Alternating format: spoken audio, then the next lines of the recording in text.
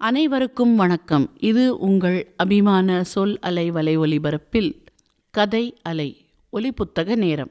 புத்தகம் புதிய ஆத்திச்சுடி கதைகள். எழுதியவர் திரு ஸ்ரீவி ஐயா அவர்கள். தலைவர் மகாகவி பாரதி தமிழ்ச்சங்கம், சென்னை. அத்தியாயம் 7. எண்ணுவது உயர்வு. எண்ணுவது உயர்வு. Team greatness, think high. Mohammed Ismail ஓர் ஆசிரியர். ஓர் உயர்நிலைப் பள்ளியில் அறிவியல் ஆசிரியராக பணிபுரிந்து வந்தார். அவரது குழந்தை பருவ நண்பர் சிவசுவாமி. அவரும் ஓர் ஆசிரியரே. அதே ஊர் துவக்கப் பள்ளியில் கணிதமும் தமிழும் கற்பித்து வந்தார். அவர்களின் ஊர் பணம் கொழிக்கும் வர்த்தக மையம் இல்லை. விளிம்பு நிலை குடும்பங்களே அதிகம் இருந்தன. வசதியுள்ள குடும்பங்கள் மிக குறைவே. இருவருக்கும் அந்த ஊரில் உள்ள மாணவ மாணவிகள் அனைவரும் பொருளாதார சிக்கல் எதிலும் சிக்காமல் படித்திட வேண்டும் என ஆசை.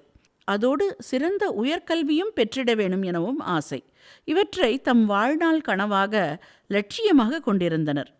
இதை பற்றி தொடர்ந்து இருவரும் விவாதித்து வந்தனர். பேச்சோடு நிற்காது செயலில் இறங்க விழைந்தனர்.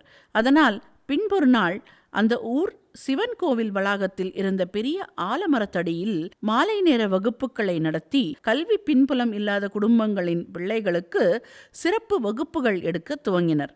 ஊர் மக்களிடம் அவர்கள் வீடுகளுக்கே சென்று குழந்தைகளுக்கு கல்வி அவசியம் என மணிக்கணக்கில் உரையாடினர். அவர்களின் முயற்சி சிறிது சிறிதாக பலன் அளிக்க துவங்கியது. கால்நடை மேய்த்தல், வயல்வெளிகளில் பெரியவர்களுக்கு உதவி செய்தல், சிறு சிறு வேலைகளை தினமும் செய்தல், வீணே ஊரை சுற்றி வருதல் என இருந்த குழந்தைகளும் சிறுவர்களும் சிறிது சிறிதாக பள்ளிக்கு வர துவங்கினர்.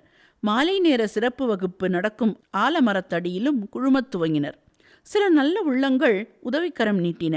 பிள்ளைகளுக்கு புத்தகம், நோட்டு, பென்சில், பேனா ஆகியவை இலவசமாக கிடைக்க துவங்கின. அவர்களை படிப்பு நோக்கி கவர்ந்திழுக்க மாலை நேர வகுப்பில் மிக்சர், பக்கோடா பொட்டலங்கள் வழங்கப்பட்டன. அதற்கென சிறுவர்கள் வருதல் உறுதியானது. இஸ்மாயில் மற்றும் சிவசாமியின் சம்பளத்தில் ஒரு பங்கு இந்த பிள்ளைகளின் படிப்பு செலவிற்கு போனது. ஓரிரு வருடங்களில் அவ்வூரில் உள்ள கணிசமான பிள்ளைகள் எழுத படிக்க கற்றனர். கைநாட்டுகளாக இருந்த அவர்களின் பெற்றோர் பெருமையோடு வலம் வந்தனர். அவர்களை மேலும் படிக்க வைக்க ஆசைப்பட்டனர். கடனோ உடனோ வாங்கியாவது தம் பிள்ளையை நன்கு படிக்க வைக்க வேண்டும் என விரும்பினர். 2 ஆசிரியர்களையும் கிட்டத்தட்ட கடவுள்களாகவே ஆக்கியிருந்தனர். 5-6 வருடங்கள் பள்ளி இறுதித் தேர்வில் அவர்களால் பயிற்று வைக்கப்பட்ட மாணவர்கள் அனைவரும் தேர்ச்சியுற்றனர். அப்போதுதான் அவர்களுக்கு தலைவலி துவங்கியது. அப்பிள்ளைகள் வெறுமனே எழுத படிக்கவாவது ஆரம்ப கல்வியை பெறவாவது மட்டுமே இருவரும் முயற்சித்தனர். நல்ல எண்ண அடிப்படையில் அதனை செய்யவே அவர்கள் விரும்பினர். அது நிறைவேறிய நிலையில் அம்மாணவர்களில் பலர் பள்ளி இறுதித் தேர்வில் தேர்ச்சி பெற்றதும் அவர்களின் மேற்படிப்பிற்கும் வழி செய்ய வேண்டியிருந்தது.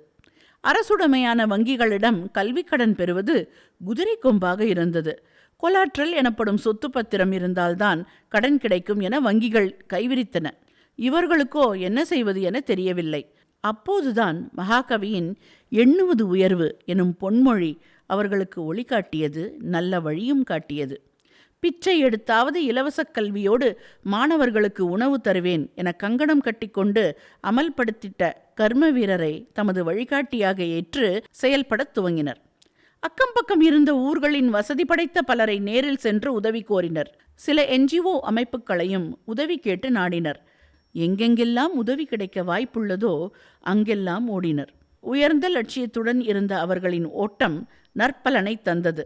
பெரும் அளவில் நிதி வந்து குவியவில்லை எனினும் அநேகமாக அனைத்து மாணவர்களின் மேற்படிப்பும் கிட்டத்தட்ட உறுதி செய்யப்பட்டது.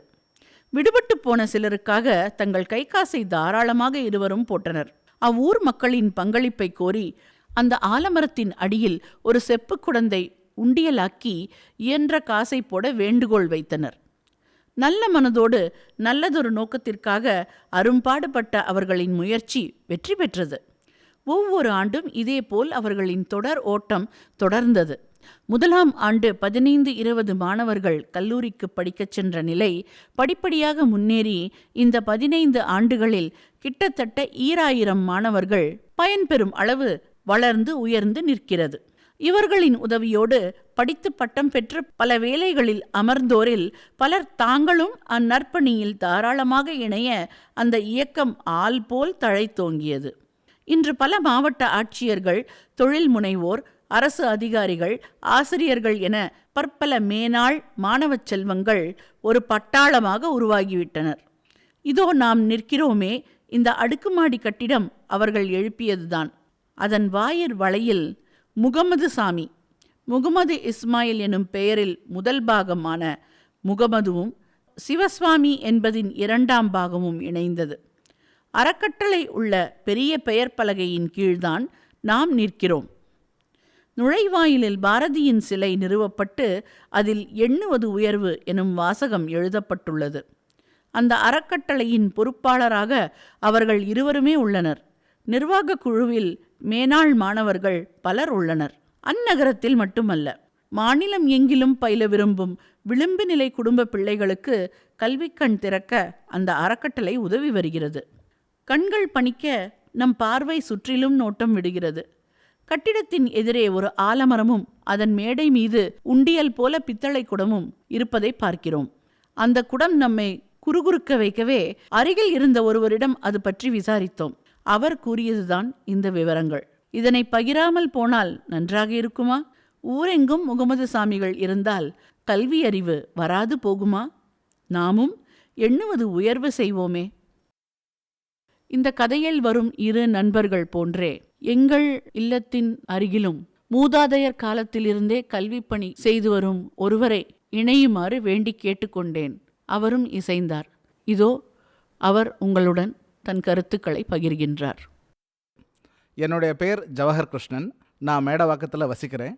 சொந்தமாக கட்டுமான தொழிலும் சில நிறுவனங்களை நடத்திக்கிட்டு வரேன். என்பிஆர்என் சுவாமி விவேகானந்தா பயிலகத்தினுடைய நிறுவனர். ஏறத்தாழ ஒரு 300 ஆண்டுகளாக என்னுடைய மூதாதையர் காலத்திலிருந்து இந்த கிராமத்தில் நாங்கள் வசிச்சுட்டு வரோம். 19ஆம் நூற்றாண்டிலேயே என்னுடைய பாட்டனாரனுடைய தந்தையார் சுதந்திர காலத்திற்கு முன்னாடி வெள்ளைக்காரன்கிட்ட அனுமதி வாங்கி திண்ணை பள்ளிக்கூடம் நடத்தி வந்திருக்கிறாங்க. கிட்டத்தட்ட 2ஆம் வகுப்பு வரை மட்டுமே இருந்த அந்த பள்ளிக்கூடங்கள் 1890களில் ஆரம்பிக்கப்பட்டது. என்னுடைய பாட்டனார் அதிக அளவில் பிள்ளைகள் படிக்கணும் அப்படின்றதுக்காக அந்த பள்ளியை விரிவுபடுத்தினார். அதுக்கப்புறம் சுதந்திரம் பெற்றது பிறகு உயர்நிலை பள்ளியாகி இப்போ மேல்நிலை பள்ளி ஆகியிருக்கு. இன்றைக்கி இருக்கக்கூடிய அரசினர் உயர்நிலை மற்றும் மேல்நிலை பள்ளியினுடைய ஆதாரம் என்னுடைய தாத்தாவுனுடைய அப்பா ராஜா நாயக்கர் அப்படின்னு சொல்லுவாங்க. அவரை தொடர்ந்து என்னுடைய பாட்டனார் பார்த்தசாரதி நாயக்கர் சொல்லுவோம். இந்த உலகத்துக்கு தேவையான குடிமக்களை உருவாக்கணும் அப்படின்றது ஆசை. உலகம் முழுதும் ஒரு குடும்பம், உயிரனைத்தும் இறைவடிவும், உணவில் உடையில் வேறென்றாலும் உலகினர் நம் உறவினரே அப்படின்றது நம்மளுடைய மாண்பு.